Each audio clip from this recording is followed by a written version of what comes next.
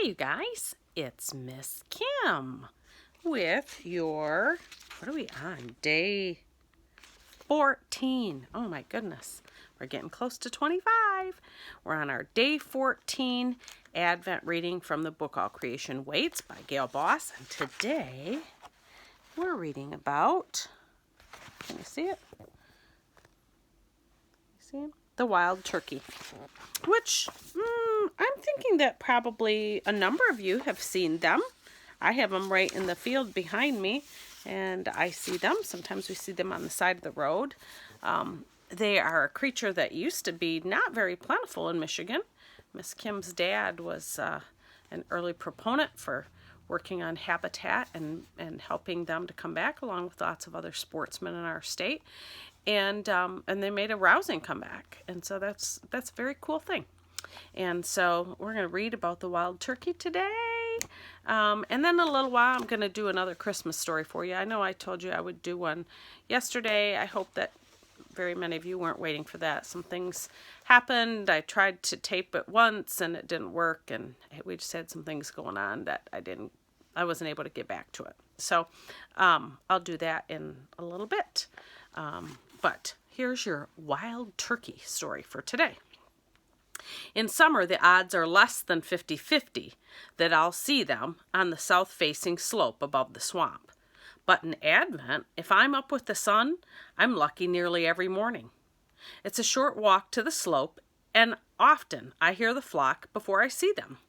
To me, they sound like a litter of small puppies tussling, though naturalists hear cats and call the sound cluck purring.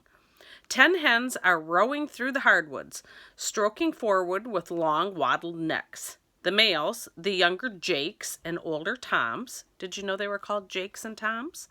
Keep their own societies elsewhere. Here, a stone's toss away, one hen sees me and yelps, and all 10 break into a run, surprisingly fast for creatures that look like inflated bellows balanced on sticks. Even supposing I could give chase and come close, they would then pop open their wide wings, hurl themselves into the treetops, and glare down at me, chucking their put-put alarm.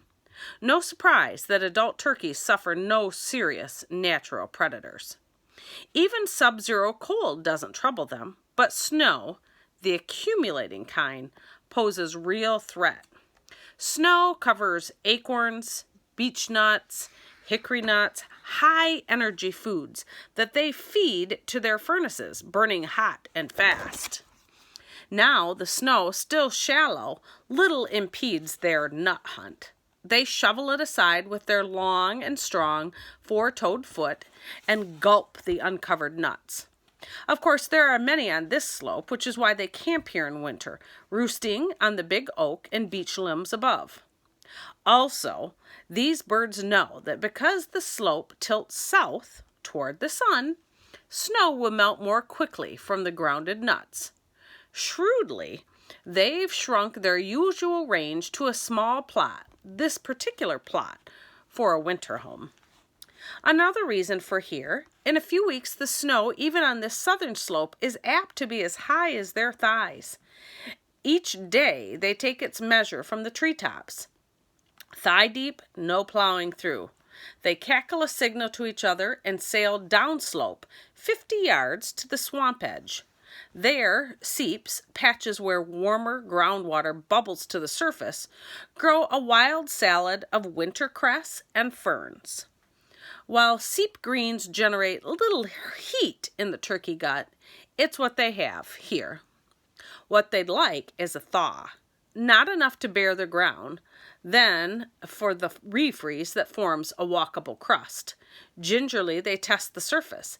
If it holds, they quick step 100 yards or so to a wild field, eager beaks gleaning barberry, winterberry, and hawthorn bushes, always ready to hurry back to the woods before the warm airs and the crust gives way, shackling them. If the snow does not fall, if it falls thick and blows, this place provides them one last recourse. They've seen that the swamp also has fir trees. And fir branches make sturdy canopies to roost beneath, dry and unblown. Each hen on her branch fluffs her feathers against the cold. Together they might sit fluffed for more than a week, burning body fat, calling reassurances to each other, especially to the youngest, of slightest heft. Together we can outlast this, right here in this sufficient place. That would be a cool sight, wouldn't it, to see all those hen turkeys nestled together in a fir tree, in a pine tree of some kind. It would be very jolly. Once again, we get to see how wonderfully the Creator made all of these creatures, just that they know how to stay on the south side of a slope, that it warms there and thaws there easily. Pretty amazing, I think. So tomorrow, day 15, oh boy, our story will be, this is a story Miss Kim hasn't been looking forward to because it's one of her least favorite animals, but I know God created them, and so there's a purpose for that. But tomorrow we will be reading about the common garter snake. So Miss Kim will work up her courage for tomorrow to read that story, and I'll see you in a little while for a fun Christmas story. Have a great night. Remember, Jesus loves you, and so does Miss Kim.